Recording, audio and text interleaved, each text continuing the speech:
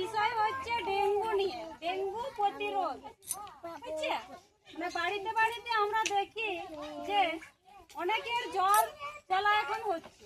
তো জ্বর জ্বালা কি ম্যালেরিয়া, ডেঙ্গু, চিকনগুনিয়া ইত্যাদি ইত্যাদি। কিন্তু এখন ডেঙ্গুটা নিয়ে আমরা আজকে বলবো, আলোচনা করব যে ডেঙ্গু হচ্ছে এমন একটা জ্বর যেটা স্ত্রী এডিস মশার কামড়ে হয়।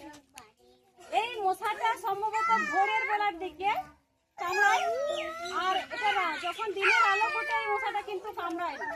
এই মশাটা কিছুটা সাদাটে ধরনের এবং ছোট মশা হয়।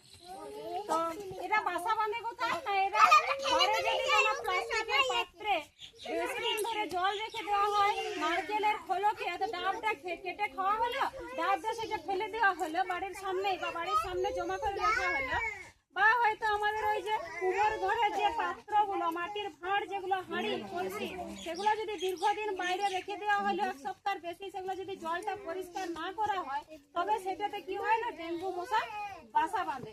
এমনকি যদি নোংরা জল বাইরে থাকে, একটা প্লাস্টিক কোনো কিছুতে থাকলো বা একটা বড় পাত্রে থাকলো, সেটাতে বহুদিন ধরে জলটা পরিষ্কার করা হলো না, সেই জলটার মধ্যে ডেঙ্গু মশা ডিম পাড়ে এবং ডেঙ্গু মশা বাসা বাঁধে। আর সেই ডেঙ্গু মশা আমাদেরকে, সেই এডিস মশা, স্ত্রী এডিস মশা যেটা, সেটা আমাদেরকে যদি কামড়ায়, তাহলে কি হবে না, আমাদের ডেঙ্গু রোগটা হবে। তো ডেঙ্গু রোগের লক্ষণগুলো কি কি? ডেঙ্গু রোগের লক্ষণগুলো যেমন হচ্ছে শরীরে তাপমাত্রা বেড়ে যাবে, শরীরে বমি বমি ভাব থাকবে, বা গা হাত পায়ে ব্যথা হবে, মাথায় প্রচন্ড ব্যথা হবে, এরকম ধরনের একটা ভাব থাকবে। সেটাতে আমরা বুঝবো যে হয়তো হলে হতে পারে ডেঙ্গু। তো আমরা জ্বর হলে আমরা তো জানবো না যে ডেঙ্গু জন্মে কি জ্বর, তো সেটার সঙ্গে সঙ্গে আমরা জ্বর হলে কিন্তু ডাক্তারখানায় টেস্ট করাবো যে সেটা কি জ্বর।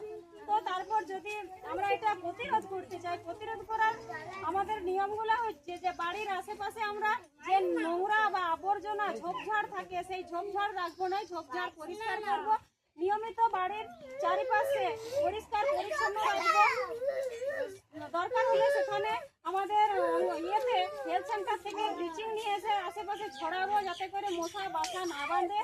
এবং আমরা কি করবো, ওই যে জমা জলগুলো যেগুলো থাকে, এক সপ্তাহ অন্তর অবশ্যই আমরা কি করবো, সেই জমা জলগুলো পরিষ্কার করে দেবো। প্লাস্টিকের পাত্রে বলো, বা তোমার এই যে মাটির কলসিতে বলো, মাটির ওই যে জ্বালাতে বড় থাকে, বা আরো কিছু যে নারকেলের খোলক, আমরা নারকেল খেয়ে বা ডাব খেয়ে কখনোই কিন্তু ঘরের সামনে ফেলবো না, সেটা দূরে কোথাও নিচে চাপা দিয়ে আসবো। কারণ নারকেলের খোলকে বেশি কি হয় না, ওই এডিস মশা বাসা বাঁধে এবং ডেঙ্গু মশা বাসা বাঁধে, সব পুরো আসছে ছড়ায়। মশা বাসা বাঁধলে সেই মশাটা কি হবে, আমাদেরকে যে কামড়াবে আমাদের শরীরে ওই ডেঙ্গু রোগ।